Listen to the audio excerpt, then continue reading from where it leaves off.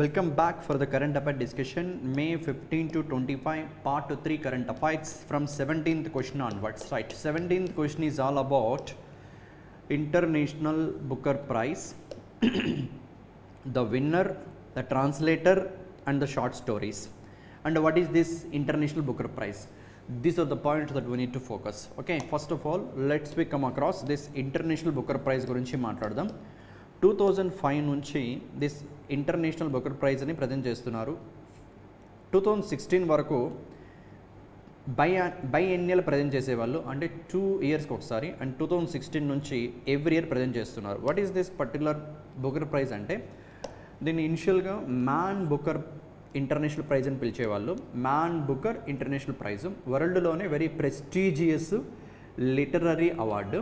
మన ఇండియాలో జ్ఞానపీఠ అవార్డు ఎంత ప్రెస్టీజియస్, ద సేమ్ మేనర్ వరల్డ్లో దిస్ మ్యాన్ బుకర్ ప్రైజ్నే ఇప్పుడు మనం ఇంటర్నేషనల్ బుకర్ ప్రైజ్గా పిలుస్తున్నాం. ఓకే, అండ్ ఇంగ్లీష్లో ట్రాన్స్లేట్ చేసినటువంటి, ఏదో ఇంగ్లీష్లో రాసినటువంటి లేదు అదర్ లాంగ్వేజెస్లో రాసి ఇంగ్లీష్లోకి ట్రాన్స్లేట్ చేసినటువంటి ఫిక్షనల్ స్టోరీస్ అయినా షార్ట్ స్టోరీస్ కలెక్షన్స్ అయినా ఇంగ్లీష్లో, అది కూడా యూకేలో కానీ ఐర్లాండ్లో కానీ పబ్లిష్ చేసినటువంటి వర్క్స్ ఏవైతే ఉంటాయో, పోయిటరీ వర్క్స్ ఏవైతే ఉంటాయో వాటికి ఇచ్చే అవార్డే international Booker prize. First of all international Booker prize గురించి మాట్లాడితే, దిస్ ప్రైజ్ వరల్డ్లోనే చాలా ప్రెస్టీజియస్ లిటరరీ అవార్డు. 2005లో లాంచ్ చేశారు. 2015 వరకు 2 ఇయర్స్కి ఒకసారి ప్రజెంట్ చేసేవాళ్ళు. 2016 నుంచి ఎవ్రీ ఇయర్ ప్రజెంట్ చేస్తున్నారు. ఓకే, నెక్స్ట్ థింగ్, ఫిక్షనల్ లేదు షార్ట్ స్టోరీ కలెక్షన్స్ ఇంగ్లీష్లో రాసి ఉండాలి, లేదు ఇంగ్లీష్లోకి ట్రాన్స్లేట్ అయినా చేసి ఉండాలి, and the publishment should be in UK or ఐర్లాండ్లో ఉండాలి. ఓకే, సో అలాంటి పోయిటరీ వర్క్స్ ఏవైతే ఉంటాయో వాటిని రికగ్నైజ్ చేసి this international Booker prize foundation present చేయడం జరుగుతుంది వాటిని. And with a prize money of nearly 50 British pounds, great Britain pounds 50,000 in fact, and డాలర్స్లో మాట్లాడి 66,000. అండ్ ఇప్పుడు మన కరెంట్ అఫైర్ థింక్ వస్తే, Banu Mushtaq, she is actually Kannada personality. Okay, first Kannada author and first Muslim from our nation who won this international Booker prize. ఈమె రాశారు this particular heart lamp అనే short stories collection. And దీన్ని కన్నడ నుంచి ఇంగ్లీష్లోకి translate చేసిన personality Deepa Bhasthi. Okay, Deepa బస్తీ. And in fact she is the first Indian translator to win Man Booker Prize. That's what International Booker Prize, ఒకప్పుడు Man Booker Prize అనేవాళ్ళు. And another thing is, మన ఇండియాలో ఈ ఇంటర్నేషనల్ బుకర్ ప్రైజ్ విన్ అయినటువంటి second personality Banu Mushtaq and this Deepa Bhashini. But 2022లో గీతాంజలి శ్రీ, ఈమె author, Daisy Rockwell, this personality translator. ఈయన Indian personality కాదు, this personality is Indian personality. అంటే 2022లో మన ఇండియన్ ఆథర్ గీతాంజలి శ్రీకి ఆమె రాసినటువంటి టాంబ్ ఆఫ్ శాండ్ అనే ఫిక్షనల్ స్టోరీకి ఇవ్వడం జరిగింది. ఓకే, బట్ దట్ ఇయర్లో దిస్ టాంబ్ ఆఫ్ శాండ్ని ఇంగ్లీష్లోకి ట్రాన్స్లేట్ చేసిన personality Daisy Rockwell is not a Indian personality. It means this Deepa Basti, first Indian translator who won this international Booker prize. ఓవరాల్గా 9th female, అది పక్కన పెడితే మన ఇండియాలో first personality, first translator who won international Booker prize అంటే Deepa Basti. And short story collection heart lamp, and actual author this personality, that is Banu Mushtaq. That's 17th question. The points we need to focus. International Booker praise వరల్డ్లోనే prestigious literary award.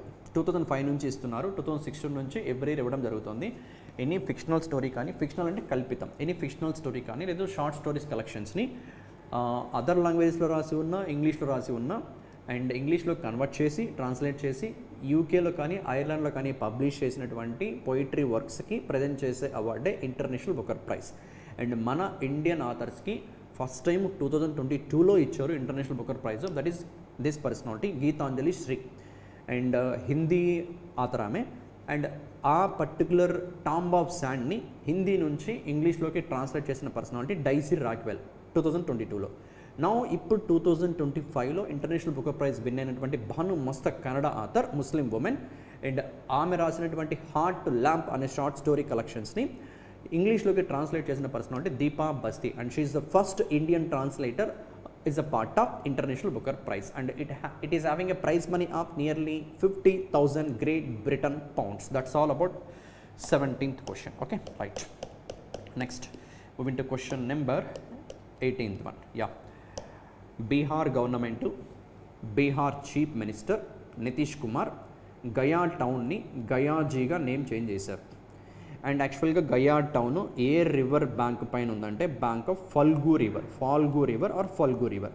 And చిన్నప్పుడు మనం చదువుకుంటాం స్కూల్స్లో గౌతమ్ బుద్ధుడికి బోధ్ గయాలోనే రావి చెట్టు కింద like జ్ఞానోదయం అయింది అని చెప్పి. ఓకే, sacred site where Gautam Buddha attend enlightenment beneath the Bodhi tree, that is మనం రావి చెట్టు అని పిలుస్తాం. సింప్లీ గయా టౌన్ని ఏ నేమ్తో రీనేమ్ చేశారు? Gayaji.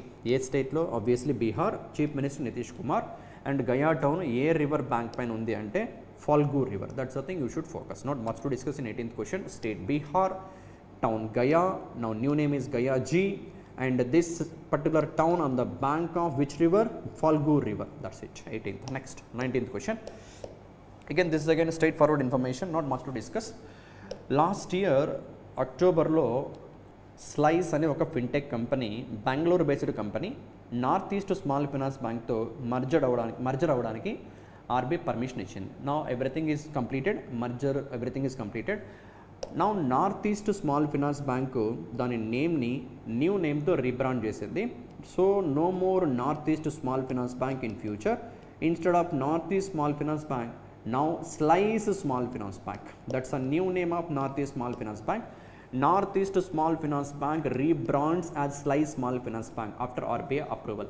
Maybe Northeast Small Finance Bank అంటే only north and eastern part of ఇండియాకి మాత్రమే ఫోకస్ పెట్టినట్టు అవుతుందని మీనింగ్ రాకూడదని, ఒపీనియన్ రాకూడదనే మీనింగ్తోనే, మేబీ ఆబ్జెక్టివ్తోనే నార్త్ ఈస్ట్ స్మాల్ ఫైనాన్స్ బ్యాంక్ని స్లైస్ స్మాల్ ఫైనాన్స్ బ్యాంక్గా చేంజ్ చేశారు. సో ఇండియా వైడ్ కూడా వాళ్ళ బ్యాంకింగ్ ఆపరేషన్స్ని ప్రొవైడ్ చేసే ఆబ్జెక్టివ్తో. ఓకే, సో సింప్లీ ఏ బ్యాంకు రీసెంట్గా స్లైస్ స్మాల్ ఫైనాన్స్ బ్యాంక్గా రీబ్రాండ్ చేసుకుంది అంటే that is north east small finance bank. Bank head quarter Guwahati, Assam. Right, again not much to discuss. The bank MD and CEO if you want, Satish Kumar Kalra. And furtherగా bank ఇచ్చిన confirmation ఏంటంటే existing account numbers కానీ IFSC numbers కానీ, that is IFSC codes, Indian financial system code, దీంట్లో 11 characters ఉంటాయి. First 4 bank name మాట్లాడతాయి, 5th character 0 ఉంటుంది. Used for future purpose, చాలాసార్లు ఆల్రెడీ నేను మాట్లాడా, used for future purpose. And next 6 నుంచి 11 క్యారెక్టర్స్ బ్రాంచ్ కోడ్ని మాట్లాడతాయి. మొత్తం 11 character alpha numeric code. IFSC codes కానీ అకౌంట్ నెంబర్స్ కానీ ఏవి కూడా చేంజ్ అవ్వు, యాజ్ ఇట్ ఈస్గా కంటిన్యూ అవుతాయని చెప్పి బ్యాంక్ మేనేజ్మెంట్ అనౌన్స్ చేయడం జరిగింది. Okay, that's all about 19th question. Next question number 20th. So world hydrogen summit as well as exhibition నెదర్లాండ్లో రోటర్డామ్ సిటీలో జరిగింది.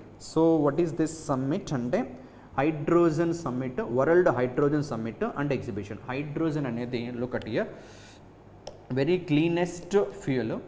Green hydrogen, in fact, green hydrogen is a clean energy produced splitting water into hydrogen and oxygen using renewable electricity. So water actually chemical formula we know H2O. So every water atom lo 2 hydrogen atoms 1 oxygen ఉంటుంది. So వాటర్ని split చేస్తే హైడ్రోజన్ని separate చేయొచ్చు. అది కూడా renewable ఎలక్ట్రిసిటీని use చేసి water నుంచి హైడ్రోజన్ని separate చేసి ఆ హైడ్రోజన్ని ఫ్యూయల్గా యూజ్ చేసుకోవడం కోసమే మనం లైక్ ఇంటర్మీడియట్ ఫస్ట్ ఇయర్లో, సెకండ్ ఇయర్లో ఫిజిక్స్ కెమిస్ట్రీలో చదువుకుంటాం ఫ్యూయల్ సెల్స్ అని చెప్పి. అండ్ ఆ టెక్నాలజీస్ని ప్రజెంట్ ఉన్న లేటెస్ట్ అడ్వాన్స్మెంట్స్ అన్నీ కూడా ఎగ్జిబిషన్లో సమ్మిట్ కండక్ట్ చేశారు. దాంట్లో ఎగ్జిబిషన్లో ఉంచి ఉన్న ఛాలెంజెస్ ఏంటో అండ్ బెటర్గా మనం హైడ్రోజన్ని ఎలా జనరేట్ చేయాలని చెప్పి మేజర్ ఫోకస్తో దిస్ ఈవెంట్ ఆర్గనైజ్ చేశారు. అండ్ ఎక్కడ అంటే నెదర్లాండ్ రోటర్డామ్లో. ఏ థీమ్తో ఈ పర్టికులర్ సమ్మిట్ని ఆర్గనైజ్ చేయడం జరిగిందంటే navigating challenges with a solid form of financial investment decisions. Okay, navigating what challenges with solid form of financial investment decisions. Navigating challenges with a solid form of financial investment decisions. That's a theme of World Hydrogen Summit and Exhibition which was held in Netherlands and it's in a city called Rotterdam. Okay, right. So that's all about this particular thing. Ever organize chesaro not that much important, just for awareness purpose. Simply 2025 World Hydrogen Summit and Exhibition hosted by the Netherlands, Rotterdam, and this event was held with the theme called Navigating Challenges with a Solid Form of Financial Investment Decisions. Navigating Challenges with a Solid Form of Financial Investment Decisions. Okay. And మన India నుంచి మన ministry of new and renewable energy secretary Santosh Kumar Sarangi represent చేయడం జరిగింది మన India తరపున that సమ్మిట్లో. Just for awareness purpose you know need about but even that person name also. World hydrogen summit and exhibition held in Netherland, Rotterdam city. And ఆ particular summit major objective clean హైడ్రోజన్ని ఎలా produce చేయాలి with the latest టెక్నాలజీస్ని use చేసి, అండ్ దాంట్లో ఉన్న challenges ఏంటి, వాటికి ఒక సొల్యూషన్ డిఫరెంట్ కంట్రీస్ నుంచి ఉన్న సైంటిస్టులు వాళ్ళ ఎక్స్పర్టైజ్ని షేర్ చేయడం కోసమే this summit. And this theme of this summit is navigating challenges with a solid form of financial investment decision. That's a 20th question. Next 21st question. See, again a very important initiative by Reserve Bank of India. RBI establishes 6-member Payment Regulatory Board, PRB board. What is this board? I will explain. Payment Regulatory Board headed by the RBI governor. So who is the chairperson of Payment Regulatory Board? RBI governor. That's the first point you should remember. The chairperson or chairman of Payment Regulatory Board, RBI governor, to oversee what? Payment systems in India. Like mana India lo payment systems like NEFT, RTGS, IMPS, UPA, whatever, all these are part of payment systems. ఈ payment సిస్టమ్ని regulate చేయడం కోసము, supervise చేయడం కోసము present this board ఉంది, BPSS, board for regulation and supervision of payment and settlement systems. ఈ board ఉంది. ఈ బోర్డ్ని రీప్లేస్ చేస్తూ so no more BPSS now. Okay, BPSS ఉంది ప్రజెంట్. మన ఇండియాలో జరిగే పేమెంట్ సిస్టమ్స్ అన్నిటిని రెగ్యులేట్ చేయడం కోసము, సూపర్వైజ్ చేయడం కోసము ప్రజెంట్ ఉన్న బోర్డు ఇది. Board for regulation and supervision of payment systems, payment and settlement systems in our nation. Okay, now దీన్ని రీప్లేస్ చేస్తూ పేమెంట్ రెగ్యులేటరీ బోర్డ్ని ఇంట్రడ్యూస్ చేయడం జరిగింది అఫీషియల్గా. Okay, so RBI officially notified the formation of 6-member Payment Regulatory Board under the Payments Regulatory Board Regulations 2025 to regulate what and supervise payment systems in our nation, India. Okay, and this board ki chairperson ga RBI governor, that's a you should remember. Members ga one RBI deputy governor ఉంటారు. ఆ deputy governor ఎవరైతే payment and settlement సిస్టమ్కి ఇన్ఛార్జ్గా ఉంటారో ఆ person. Present అయితే రవిశంకర్ ఉన్నారు. Next RBI nominate చేసిన ఒక officer from the central board. మొత్తం ఈ PRB బోర్డ్లో, పేమెంట్ రెగ్యులేటరీ బోర్డ్లో మొత్తం 6 మెంబర్స్ ఉంటారు. దీంట్లో 3 from RBI, okay, 3 from government of India. Just like monetary policy కమిటీలో ఎలా 3 మెంబర్స్ గవర్నమెంట్ ఆఫ్ ఇండియా నుంచి ఉన్నారో, ఈవెన్ దిస్ పేమెంట్ రెగ్యులేటరీ బోర్డ్లో కూడా 3 members from government of India. ఇది special thing because look at here present BPSS ఏదైతే ఉందో, board for regulation and supervision of payment and settlement సిస్టమ్స్లో 5 మెంబర్సే ఉండేవాళ్ళు. అందులో ఒక RBI governor plus 1 deputy governor, 3 members RBI board 3 RBI board members, మొత్తం అంతా RBI మెంబర్సే ఉండేవాళ్ళు దేంట్లో BPSSలో. ఇప్పుడు PRBలో ఓన్లీ 3 మెంబర్స్ మాత్రమే RBI నుంచి, remaining 3 members government of India నుంచి. So that's one thing. First time payment system regulate చేసే బోర్డ్ ఏదైతే సెటప్ చేస్తున్నారో దాంట్లో 3 central government nominees interviewed for the first time. This the special thing you should focus on PRB. Okay, payment and regulatory బోర్డ్లో మొత్తం member 6 members, right. And remaining permanent invitees అవన్నీ just for awareness purpose. And voting mechanism, right. Actually this board PRB board సంవత్సరంలో 2 times meet అవ్వాలి, at least twice annually with the provision for special sessions. Okay, maybe there is a possibility for special sessions also, but minimum 2 times meet అవ్వాలి. ఆ మీటింగ్లో ఏదైనా payment సిస్టంలో వస్తున్నటువంటి latest టెక్నాలజీస్ని ఇండియాలో కూడా ఇంప్లిమెంటేషన్ చేయడానికి డిసిషన్ తీసుకోవడం కోసం ఓటింగ్స్ కన్నా జరిగితే ఆ ఓటింగ్లో ప్రతి మెంబర్కి ఒక ఓటు ఉంటుంది. Okay, right. అండ్ టై కన్నా అయితే, ఇన్ కేస్ ఆఫ్ టై అయితే చైర్పర్సన్ ఎవరైతే ఉంటారో RBI గవర్నర్కి ఎక్స్ట్రా వెటో పవర్ ఉంటుంది. And in case RBI governor కన్నా ఆబ్సెంట్ అయ్యి ఉంటే డిప్యూటీ గవర్నర్ వెటో పవర్ని ఎంజాయ్ చేస్తారు. Okay, so that's all about this payment regulatory board. And in fact ఇవన్నీ జస్ట్ ఫర్ అవేర్నెస్ పర్పస్. 2018లో government of India inter ministerial committee led by economic affairs secretary proposed and independent payment regulatory board outside RBI purview. RBIతో సంబంధం లేకుండా ఒక payment regulatory బోర్డ్ని setup చేయాలని చెప్పి inter ministerial కమిటీని ఎకనామిక్ అఫైర్స్ సెక్రటరీ ప్రపోజ్ చేశారు. దాన్ని RBI రిజెక్ట్ చేసింది. అలా చేస్తే ట్రాన్స్పరెన్సీ ఉండదు, పేమెంట్ సిస్టమ్కి సంబంధించిన థింగ్ ఆర్బీఐ కంట్రోల్లో ఉండాలని చెప్పి ఆర్బీఐ తన వాయిస్ని ప్రజెంట్ చేసింది. So RBI as well as government of India ఇద్దరు ఉండే విధంగా ఈ పిఆర్బీని ఇంట్రడ్యూస్ చేయడం, ఇది గవర్నమెంట్ ఆఫ్ ఇండియా వాదన అండ్ దీన్ని ఆర్బీఐ కంప్లీట్గా అపోజ్ చేసింది.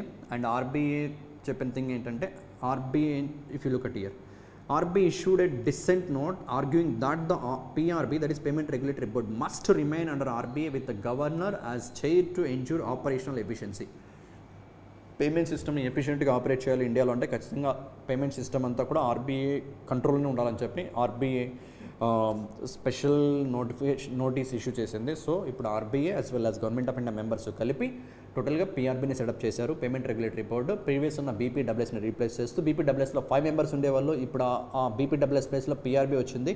అండ్ ఆ పిఆర్బీలో 3 from RBI, 3 from government of India. First time government of India నుంచి 3 యాడ్ చేశారు. అండ్ ఆర్బీఐ నుంచి RBI governor, RBI deputy governor, 1 member from central board. And this PRB board twice year meet అవ్వాలి, that is half yearly. And if need ఉంటే కూడా they can meet maybe based upon the need more than 2 times also. And మీటింగ్స్లో ప్రతి మెంబర్కి ఒక voting right ఉంటుంది. And in case of tie అయినప్పుడు RBI governor final decision తీసుకోవచ్చు. And in RBI governor ఆప్షన్స్లో డిప్యూటీ గవర్నర్కి ఫుల్ పర్మిషన్ ఉంటుంది. Okay right, that's all about 21st question. There the things you should focus. Payment regulatory బోర్డులో మొత్తం members 6 members, chairperson RBI governor, 3 from government of India, 3 from RBI, government of India నుంచి 3 members for the first time. And that's all about that particular question right. Next 22nd one. ఈ number RBI ప్రతి సంవత్సరం government of ఇండియాకి dividend రూపంలో మనీని transfer చేస్తూ ఉంటుంది ఆర్బీఐకి వచ్చిన ప్రాఫిట్స్లో. ఓకే, ఆర్బీఐకి ఎలా ప్రాఫిట్స్ వస్తాయి? ఇప్పుడు RBI reserve bank of India income అంటే రెవెన్యూ ఎలా వస్తుంది, ఆర్బీఐకి ఉన్న ఎక్స్పెండిచర్స్ ఏంటి అని చూస్తే బ్యాంక్స్ రిజర్వ్ బ్యాంక్ అంటే దగ్గర రెపో రేట్తో అప్పు చేస్తూ ఉంటాయి, ఎంఎస్ఎఫ్ రేట్తో అప్పు చేస్తూ ఉంటాయి, బ్యాంక్ రేట్తో అప్పు చేస్తూ ఉంటాయి. Okay right. సో ఈ లోన్స్ ఏవైతే ఉన్నాయో ఇక్కడ నుంచి రిటర్న్ వస్తుంది డొమెస్టిక్గా. ఇవే కాకుండా ఆర్బీఐ ఏం చేస్తుందంటే ఇంటర్నేషనల్గా అదర్ కంట్రీ గవర్నమెంట్స్, ఇప్పుడు అమెరికన్ బాండ్స్లో కానీ యూకే బాండ్స్లో కానీ రైట్ డిఫరెంట్ కంట్రీస్ యొక్క గవర్నమెంట్ బాండ్స్లో కూడా ఇన్వెస్ట్ చేస్తూ ఉంటుంది. ఇక్కడ నుంచి వచ్చిన ఇన్కము, ఇక్కడ వచ్చిన రెవెన్యూ మొత్తం కలిపితే ఆర్బీఐకి వచ్చినటువంటి రెవెన్యూ. ఆ రెవెన్యూలో ఎక్స్పెన్సెస్ లైక్ రివర్స్ రెపో రేట్కి ఆర్బీఐ ఇంట్రెస్ట్ కట్టాలి, ఎస్డిఎఫ్కి ఇంట్రెస్ట్ పే చేయాలి, నెక్స్ట్ ఎంప్లాయీస్కి సాలరీస్ పే చేయాలి, బిల్డింగ్స్కి రెంట్ పే చేయాలి. సో పవర్ బిల్స్ ఇవన్నీ ఎక్స్పెన్సెస్. మొత్తం రెవెన్యూ ఎంత, మొత్తం ఎక్స్పెన్స్ ఎంత, ఈ డిఫరెన్స్ తీస్తే వచ్చినటువంటి ప్రాఫిట్ అంటాం. అండ్ దీంట్లో ట్యాక్స్ పోగా రిమైనింగ్ అమౌంటే నెట్ ప్రాఫిట్ అంటాం. ఆ నెట్ ప్రాఫిట్లో సర్టన్ పర్సంటేజ్ ఆఫ్ మనీని కంటింజెన్సీ రిస్క్ బఫర్గా మెయింటైన్ చేస్తూ this one CRB contingency risk బఫర్గా మెయింటైన్ చేస్తూ certain percentage of balance sheet. What is this I will explain. And remaining ఏమన్నా అమౌంట్ మిగిలితే ఆ అమౌంట్ని గవర్నమెంట్ ఆఫ్ ఇండియాకి ప్రతి సంవత్సరం reserve bank of India dividend రూపంలో, డివిడెండ్ అంటే ఏంటి, వచ్చిన ప్రాఫిట్లో సర్టెన్ పర్సంటేజ్ని ఓనర్స్కి ట్రాన్స్ఫర్ చేయడం. ఇప్పుడు ఆర్బీఐ ఓనర్ ఎవరు, గవర్నమెంట్ ఆఫ్ ఇండియా కాబట్టి సో ఆర్బీఐకి వచ్చినటువంటి ప్రాఫిట్స్లో సర్టెన్ పర్సంటేజ్ని డివిడెండ్ రూపంలో గవర్నమెంట్ ఆఫ్ ఇండియాకి ట్రాన్స్ఫర్ చేస్తూ ఉంటుంది RBI. Okay, and this year ఎంత అమౌంట్ ట్రాన్స్ఫర్ చేసింది, ఇది ఎగ్జామ్లో ఎగ్జాక్ట్ నెంబర్ని అడుగుతూ ఉంటాడు. So you should remember that exact number, that is 268,590.07 crores. 2,68,590 crores-ని FY25 ఫైనాన్షియల్ ఇయర్కి reserve bank of India government of ఇండియాకి డివిడెండ్ రూపంలో ట్రాన్స్ఫర్ చేయడం జరిగింది. ఓకే, సో ఇది FY24తో కంపేర్ చేస్తే 27% increment. Okay right. Next thing ఫర్దర్గా ఇక్కడ ఈ సిఆర్బి గురించి కొంచెం మాట్లాడాలి, కంటింజెన్సీ రిస్క్ బఫర్ అనేది. And this CRB is actually part of ECF, economic capital framework. So what is economic capital framework? Let me discuss a few points. Economic capital framework 2018లో Urjit Patel RBI గవర్నర్గా ఉన్నప్పుడు, okay Urjit Patel RBI ఇప్పుడు present governor Sanjay మల్హోత్రాకు ముందు Shaktikanta Das, right, Shaktikanta Das. ఈ శక్తికాంత దాస్కు ముందే Urjit Patel RBI గవర్నర్గా 2016లో appoint అయ్యారు. యాక్చువల్ టెన్యూర్ 2019 వరకు ఉండాలి, బట్ 2018లోనే రిజైన్ చేశారు. రీజన్ ఏంటి అంటే ఈ ఉర్జిత్ పటేల్కి మన ప్రైమ్ మినిస్టర్ నరేంద్ర మోడీ గవర్నమెంట్కి ఫైట్ జరిగింది, డిస్ప్యూట్ వచ్చింది, కోల్డ్ వార్ జరిగింది. ద రీజన్ బిహైండ్ దాట్ యాక్చువల్గా వచ్చిన ప్రాఫిట్స్లో ప్రతి సంవత్సరం ఆర్బీఐ గవర్నమెంట్ ఆఫ్ ఇండియాకి సర్టన్ పర్సంటేజ్ ఆఫ్ ప్రాఫిట్ని డివిడెండ్గా ట్రాన్స్ఫర్ చేస్తుందని చెప్పి ఎప్పుడే చెప్పాను కదా. సో 2018 ఆ ఇయర్లో మోడీ గవర్నమెంట్ వచ్చింది 2015లో, ఓకే 2014 ఇన్ఫ్యాక్ట్ 2014 మేలో వచ్చారు. 2018లో ఉర్జిత్ పటేల్ ఆర్బీఐ గవర్నర్గా ఉన్నప్పుడు గవర్నమెంట్ ఆఫ్ ఇండియా సర్టన్ నెంబర్ని ఎక్స్పెక్ట్ చేసింది ట్రాన్స్ఫర్ చేసే amount. RBI governor Urjit Patel అందుకు ఒప్పుకోలేదు. సో అప్పటి వరకు ఒక మెకానిజం అంటూ లేదు, ఎంత అమౌంట్ని ఏ ఫ్రేమ్వర్క్ బేస్ చేసుకుని ట్రాన్స్ఫర్ చేయాలనే మెకానిజం లేదు. దానివల్ల ట్రాన్స్పరెన్సీ లేకుండా ఉండేది. అందుకని ఆ క్వశ్చన్కి ఆన్సర్ చేయడం కోసమే, అలా కన్ఫ్యూజన్కి ఫుల్ స్టాప్ పెట్టడం కోసమే 2019లో Bimal Jalan committee, okay economic capital framework గురించి మాట్లాడుతున్న బిమల్ జలన్ కమిటీ ఒక కమిటీని ఫామ్ చేశారు. ఈయన ఎవరంటే ఫార్మర్ ఆర్బీఐ గవర్నర్, ఈయన ఎక్స్పర్ట్, ఎకనామికల్ ఎక్స్పర్ట్. ఈ కమిటీ ఎకనామిక్ క్యాపిటల్ ఫ్రేమ్వర్క్కి హెడ్ అయిన బిమల్ జలన్ కమిటీ. ఈ కమిటీ ఎందుకు ఫామ్ చేశారంటే ఆర్బీఐ వచ్చిన ప్రాఫిట్స్లో, ఎవ్రీ ఇయర్ వస్తున్న ప్రాఫిట్స్లో ఎంత పర్సంటేజ్ని బఫర్గా మెయింటైన్ చేయాలి అంటే ఎంత అమౌంట్ని గవర్నమెంట్ ఆఫ్ ఇండియాకి ట్రాన్స్ఫర్ చేయాలి అనే దానికోసం ఒక ప్రాపర్ మెకానిజంని సబ్మిట్ చేయమని చెప్పి ఈ కమిటీ ఫామ్ చేశారు, బిమల్ జలన్ కమిటీ. ఈ కమిటీ ఏం చెప్పిందంటే ఆర్బీఐ బ్యాలెన్స్ షీట్ సైజ్ ఎంతైతే ఉందో, బ్యాలెన్స్ షీట్ అంటే ఏంటి, ఒక సైడ్ అసెట్స్ ఉంటాయి, ఇంకో సైడ్ లైబిలిటీస్ ఉంటాయి. ఈ బ్యాలెన్స్ షీట్లో 5.5% నుండి 6.5% వరకు కంటింజెన్సీ రిస్క్ బఫర్ని మెయింటైన్ చేయమని చెప్పింది. అంటే వచ్చిన ప్రాఫిట్లో దిస్ బ్యాలెన్స్ షీట్ సైజ్ ఎంతైతే ఉంటుందో, బ్యాలెన్స్ షీట్ సైజ్ ఎంత ఉందంటే ఆల్మోస్ట్ ప్రజెంట్ 77 లక్షల కోట్లు ఉంది, 77 ట్రిలియన్స్ ఉంది. దీంట్లో ఇది ఫస్ట్ 2019 నుంచి 2024 వరకు ఉన్నటువంటి రేంజ్. ఇప్పుడు మనం 2025లో ఉన్నాం కాబట్టి ఈ నెంబర్ కూడా అప్డేట్ అయింది. ఇప్పుడు ఇది 5.5 to 6.5% కాదు, 6కి ±1.5% అప్డేట్ చేసినటువంటి contingency risk buffer, CRB range. ఇది కంటింజెన్సీ రిస్క్ బఫర్ అంటే lower number 4.5, upper number 7.5% of what, of balance sheet. అంటే బ్యాలెన్స్ షీట్ సైజ్ ఎంతైతే ఉందో, ప్రజెంట్ బ్యాలెన్స్ షీట్ సైజ్ ఇది, దీంట్లో ఈదర్ దిస్ పర్సంటేజ్ కానీ ఆర్ దిస్ పర్సంటేజ్ కానీ బఫర్ని మెయింటైన్ చేసి ఎంతైతే ప్రాఫిట్ వస్తుందో ఆ ప్రాఫిట్ నుంచి this much percentage of balance sheet అమౌంట్ని బఫర్ మెయింటైన్ చేసి ఇంకా సర్ప్లస్గా మిగిలితే ఆ అమౌంట్ని డివిడెండ్ రూపంలో ట్రాన్స్ఫర్ చేయాలి. ఇప్పుడు suppose let us assume balance sheet 1000 కోట్లు అనుకోండి, యాక్చువల్ నెంబర్ వేరు, 77 ట్రిలియన్స్ ఉంది. నేను ఎగ్జాంపుల్ కోసం చెప్తున్నా. ఆర్బీఐకి వచ్చిన profit let us assume like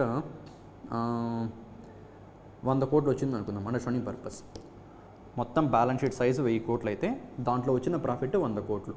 ఇప్పుడు సిఆర్బి ఎలా మెయింటైన్ చేయాలంటే, కంటింజెన్సీ రిస్క్ బఫర్ ఎలా మెయింటైన్ చేయాలంటే, ఈ నెంబర్ కన్నా తీసుకున్నారు అనుకోండి 4.5% అయితే 1000 crores లో 4.5 ఏంటి, 45 crores రైట్. వచ్చిన ప్రాఫిట్ 100 crores అంటే ఈ 45 crores-ని బఫర్గా పెట్టి రిమైనింగ్ 65 crores-ని ట్రాన్స్ఫర్ చేయొచ్చు ఒకవేళ లోయర్ బ్యాండ్ని ఫాలో అయితే. లేదు అప్పర్ బ్యాండ్ని రెఫరెన్స్గా తీసుకుంటే ఆర్బీఐ 7.5% ఆఫ్ బ్యాలెన్స్ షీట్, ఎంత బ్యాలెన్స్ షీట్ 1000 crores, 7.5 అంటే 75 కోట్లని బఫర్గా పెట్టాలి. దాన్నే కంటింజెన్సీ రిస్క్ బఫర్ అంటారు. ఇది ఎందుకు పెడతారో కూడా will give a clarity. Okay, next remaining 25 crores-ని గవర్నమెంట్ ఆఫ్ ఇండియాకి ట్రాన్స్ఫర్ చేయొచ్చు, సర్ప్లస్ డివిడెండ్ని. Okay, that's what contingency risk buffer అంటే. ఆర్బీఐకి వస్తున్నటువంటి ప్రాఫిట్లో సర్టన్ పర్సంటేజ్ ఆఫ్ అమౌంట్ని బ్యాలెన్స్ షీట్లో పర్సంటేజ్తో ఎక్స్ప్రెస్ చేసి అంత అమౌంట్ని బఫర్గా పెట్టాలి. ఆ బఫర్గా పెట్టిన దాన్నే సిఆర్బి అంటారు, కంటిన్యూసీ రిస్క్ బఫర్ అంటారు. ఎందుకు ఇలా పెట్టాలంటే that's what we're going to discuss. RBI loans provide చేస్తుంది రైట్, లైక్ బ్యాంక్స్కి రెపో, ఎంఎస్ఎఫ్, బ్యాంక్ రేట్ ఇలా. ఒకవేళ ఏ లోన్స్ అయినా ఎన్పిఎస్గా మారిపోయినా, ఓకే, అండ్ ఏదైనా ఫైనాన్షియల్ క్రైసిస్ వచ్చినా అండ్ సాలరీస్ని పే చేయలేని పొజిషన్లో ఉన్నా, అలాంటి సిచ్యువేషన్స్లో అంటే కంటింజెన్సీ టైం అంటామని. కంటింజెన్సీ అంటే అత్యవసర సిచ్యువేషన్స్ అని, అత్యవసర సందర్భాల్లో అని చెప్పడానికి. అందుకని క్రియేట్ చేసిన funday this contingency risk buffer. దాన్ని కంటింజెన్సీ ఫండ్ అంటారు. అంటే ఈవెన్ ఫినాన్షియల్ క్రైసిస్ వచ్చినా, ఎకనామికల్ క్రైసిస్ వచ్చినా, గ్లోబల్గా ఎకనామికల్ షాక్ వచ్చినా తట్టుకొని నిలబడగలగాలి అంటే సర్టన్ అమౌంట్ ఈ బఫర్గా మెయింటైన్ చేయాలి. ఆ సర్టన్ అమౌంటే this CRB, contingency risk buffer. ఇది దేంట్లో ఎక్స్ప్రెస్ చేశారు? Percentage of balance sheet. ఇప్పుడు ప్రెజెంట్ 2025 నుంచి నెక్స్ట్ 5 years, ఈ ఇయర్ నుంచి next 5 years band, this contingency risk buffer బ్యాండ్ని అప్డేట్ చేశారు. 6కి ±7.5%, 6 - 1.5 అంటే 4.5, అండ్ 6 + 1.5 అంటే 7.5% ఆఫ్ బ్యాలెన్స్ షీట్ని మెయింటైన్ చేస్తూ సర్ప్లస్గా అమౌంట్ మిగిలితే గవర్నమెంట్ ఆఫ్ ఇండియాకి ట్రాన్స్ఫర్ చేయాలి. అలా మిగిలిన అమౌంటే this year RBI government of ఇండియాకి ట్రాన్స్ఫర్ చేసిన నెంబరే 2,68,590.07 crore rupees. This is important for exam point of view. And ఫర్దర్గా మీరు గుర్తుపెట్టుకోవాల్సిన థింగ్స్ ఈ క్వశ్చన్ నుంచి, సిఆర్బి బ్యాండ్ అప్డేట్ అయింది. అది ప్రీవియస్ ఉన్నటువంటి బ్యాండ్ 5.5 నుంచి 6.5 ఉంది ఈ 5 yearsకి. అండ్ ఇప్పుడు అప్డేట్ అవుతుంది 2025 నుంచి 2026, 27, 28, 29, this 5 years. Okay, 19, 20, 21, 22, 23, 24 and this is 29, even 30 కూడా, FY 30 కూడా ఇంక్లూడ్ అవుతుంది. సో FY 26 నుంచి కాబట్టి FY 26 నుంచి FY 30 వరకు 26, 27, 20, 30, దీస్ 5 yearsకి new CRB band 6 ± 1.5, that is 4.5 నుంచి 7.5%.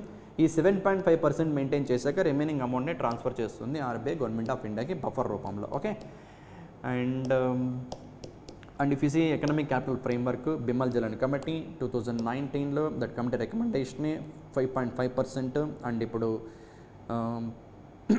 ఎవ్రీ 5 yearsకి ఆ నెంబర్ అప్డేట్ చేయమని చెప్పి ఆయనే చెప్పారు. దట్స్ వాట్ ఇప్పుడు 5.5 నుంచి 6.5 నెంబర్ని 4.5 నుంచి 7.5కి చేంజ్ చేయడం జరిగింది. Okay, and if you see contingency risk buffer, it is a percentage of RBI profits that acts as a buffer against non-performing assets or bad loans, declining asset values, stop cost, unexpected economic shocks, ఇవన్నీ కూడా. Okay, ఏ government అయినా లేదు ఒక company అయినా ఒక central government అయినా కంటిన్యూసీ ఫండ్ని maintain చేస్తూ ఉంటే దాంట్లో భాగంగానే this fund. Okay, that's all about this particular question. 22nd, a very important one.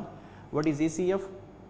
Economic Capital Framework, and what that framework will suggest, how much CRB that RBI has to maintain, that is contingency risk buffer, that committee actually Bimal Jalan committee suggest చేసింది.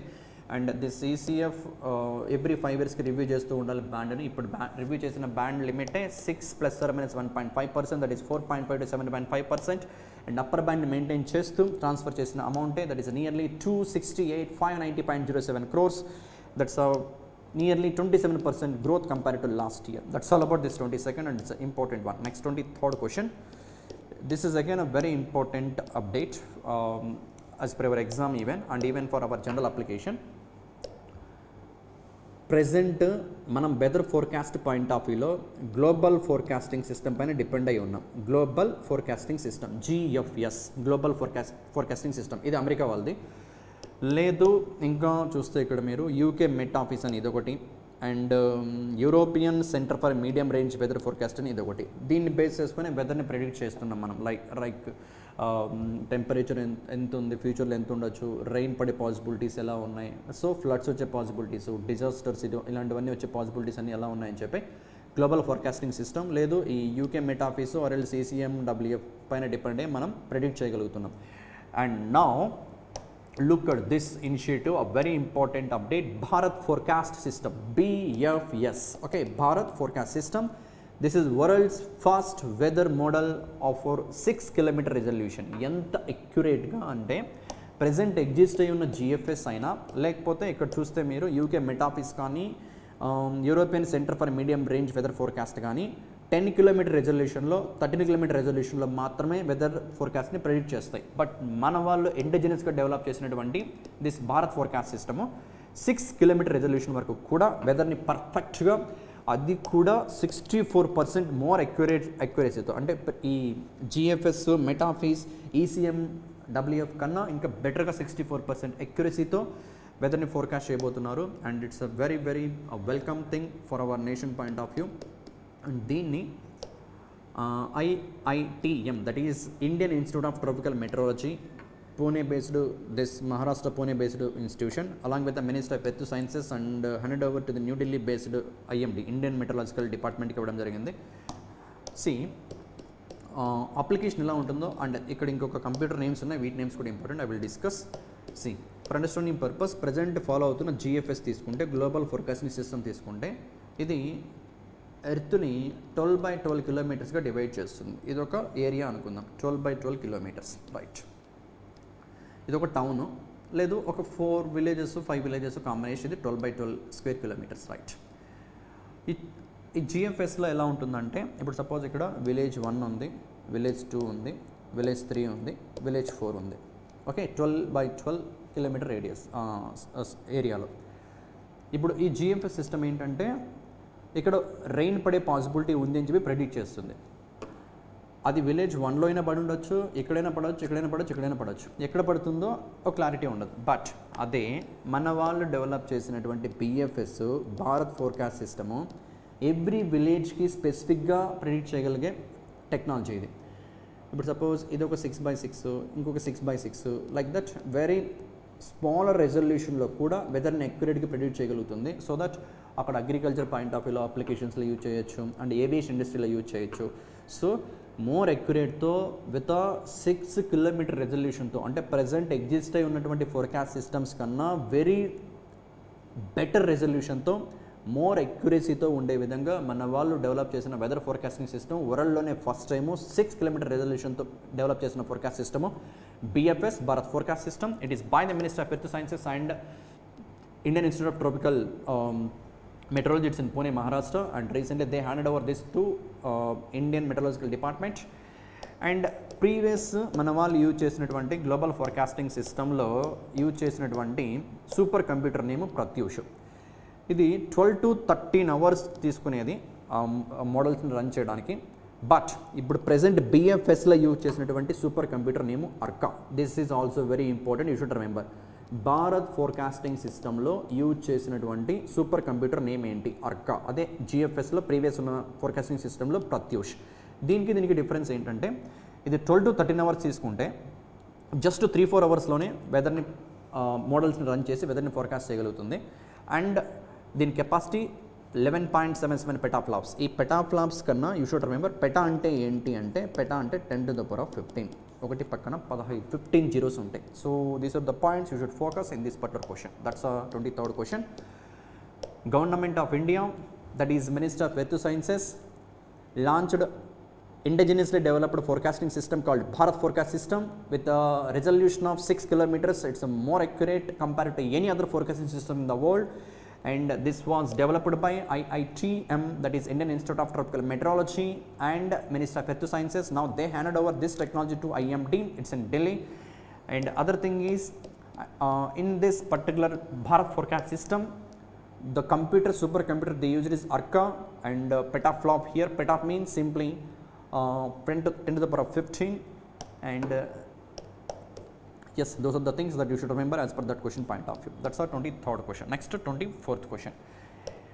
This question is all about FY25 yearలో మన ఇండియాకి వచ్చినటువంటి foreign direct investment. What is FDI? Foreign governments అయినా foreign investors అయినా మన ఇండియాకి వచ్చి ఇక్కడ ఇన్వెస్ట్ చేసి, అది కూడా ఇక్కడ ఇన్వెస్ట్ చేస్తున్న కంపెనీ ఏదైతే ఉందో ఆ కంపెనీలో 10% కన్నా ఎక్కువ ఓనర్షిప్ కన్నా వాళ్ళదైతే అలాంటి ఇన్వెస్ట్మెంట్ని ఎఫ్డిఐ అంటారు. బిలో 10% కన్నా ఇన్వెస్ట్ చేస్తే దాన్ని ఎఫ్ఐఐ అంటారు, ఫారెన్ ఇన్స్టిట్యూషనల్ ఇన్వెస్ట్మెంట్ అంటారు. ఎఫ్డిఐ లాంగ్ టర్మ్ ఆబ్జెక్టివ్తో వస్తారు, ఎఫ్ఐస్ షార్ట్ టర్మ్ ఆబ్జెక్టివ్తో వస్తారు. స్టాక్ మార్కెట్లో అంతా ఎఫ్ఐఎస్ ఉంటాయి. అండ్ ఎఫ్డిఐ అంటే ఒక like suppose if see IBM ఎప్పుడో ఎస్టాబ్లిష్ చేశారు, ఇంకా బిజినెస్ నడుస్తూనే ఉంది. అండ్ ఈవెన్ ఫ్లిప్కార్ట్ ఇప్పుడు ప్రజెంట్ ఎఫ్డి ఫారెన్ ఇన్వెస్ట్మెంటే, అమెజాన్ ఫారెన్ ఇన్వెస్ట్మెంటే, లైక్ దట్ ఇవన్నీ కూడా ఎఫ్డిఐ కిందకి వస్తాయి. Okay, right. సో FY25లో మన ఇండియాకి వచ్చిన మొత్తం ఎఫ్డిఐ $81.04 బిలియన్. ఇది FY24తో కంపేర్ చేస్తే 14% రైస్. ఓకే, దట్ ఈస్ 71.28 నుంచి 81.04కి. FY25 number 81.08 and FY24 number 71.28, and there is a growth of nearly 14. That growth you should remember as well as this year number. FY25 FDL number $81.04 billion and 14% growth, right. Next thing, and ఇక్కడ just some other numbers ఏంటంటే FY14లో this much FD మాత్రమే వచ్చింది. Just comparison Modi గవర్నమెంట్కి దానికి చెప్పుకోవాలి కాబట్టి అలా ఇచ్చారు, అది పక్కన పెడితే. నెక్స్ట్ థింగ్, ఇది కూడా మళ్ళీ FY14-25లో వచ్చిన మొత్తం ఎఫ్డీఏ, అది FY3ని FY14ని కంపేర్ చేసి మాట్లాడారు, అది కూడా no need to bother. Next thing, FY14లో మన ఇండియాలో ఇన్వెస్టర్స్ 89 కంట్రీస్ నుంచి వచ్చి ఇన్వెస్ట్ చేస్తే FY25లో 112 కంట్రీస్. అంటే ఇదేం చెప్తుందంటే India's growing global appeal, world wide ఇండియాకు ఉన్న ఇంపార్టెన్స్, వరల్డ్ ఇండియాకి ఇస్తున్న ఇంపార్టెన్స్ మాట్లాడుతుంది. 89 కంట్రీస్ ఆ రోజు మన 89 కంట్రీస్ నుంచి వచ్చి ఇన్వెస్ట్మెంట్స్ మన ఇండియాలో చేస్తే ఈరోజు 112 కంట్రీస్ నుంచి వచ్చారు. And one important point you should focus exam point of view, ఏ సెక్టార్కి ఎక్కువ ఎఫ్డీఏ వచ్చింది? సర్వీస్ సెక్టార్కి. Okay, sector which received highest FDA service sector, attracting almost 19% of total inflows, and followed by software and hardware 16%, trading 8%. Okay, services is the sector which attracted highest amount of FDA. Next thing, ఏ Indian స్టేట్స్లో ఎక్కువ FDIs వచ్చి invest చేశారంటే Maharashtra top spot ఉంది, followed by Karnataka, followed by Delhi. These are the top 3 states. Very important, FY25లో వచ్చిన ఎఫ్డీఐస్లో ఏ ఇండియన్ స్టేట్స్కి ఎక్కువ ఎఫ్డీఐస్ వెళ్ళాయంటే మహారాష్ట్ర, కర్ణాటక, ఢిల్లీ. ఓకే, మహారాష్ట్ర, కర్ణాటక, ఢిల్లీ. నెక్స్ట్, మన ఇండియాకి ఎఫ్డీఏ ఎక్కడి నుంచి ఎక్కువ వస్తుంది, ఏ కంట్రీస్ ఎక్కువ ఇన్వెస్ట్ చేస్తున్నారంటే, ఎక్కువ పర్సంటేజ్ ఆఫ్ మనీ ఇన్వెస్ట్ చేశారంటే సింగపూర్ నుంచి ఎక్కువ ఎఫ్డీఐస్ వచ్చాయి, 30% of FDI. Total $80 billion, it is 24 billion from Singapore only. Mauritius second ప్లేస్లో ఉంది, అమెరికా థర్డ్ స్పాట్లో ఉంది. Okay, right. Next thing, this year బడ్జెట్లో ఇన్సూరెన్స్ ఇండస్ట్రీలో ఎఫ్డీఐ లిమిట్ని 74% నుంచి 100%కి ఇంక్రీజ్ చేశారు. కండిషన్, వచ్చిన ప్రీమియమ్స్ మొత్తం మళ్ళీ ఇక్కడ ఇన్వెస్ట్ చేసేలా అయితే. ఓకే, అండ్ రిమైనింగ్ సెక్టార్స్ కూడా 19 నుంచి 24లో like coal mining, contract manufacturing, insurance intermediates like that. This is the number, but this number is important. Insurance ఇండస్ట్రీలో ఎఫ్డీ లిమిట్ని 100%కి ఇంక్రీజ్ చేశారు, 100%కి. Condition, if all the premiums that they are collecting from the policy holders, they should invest again in our nation, right? So that's the thing about this part 3 discussion. Inko part untundi and our questions will discuss in next class, right? Thank you.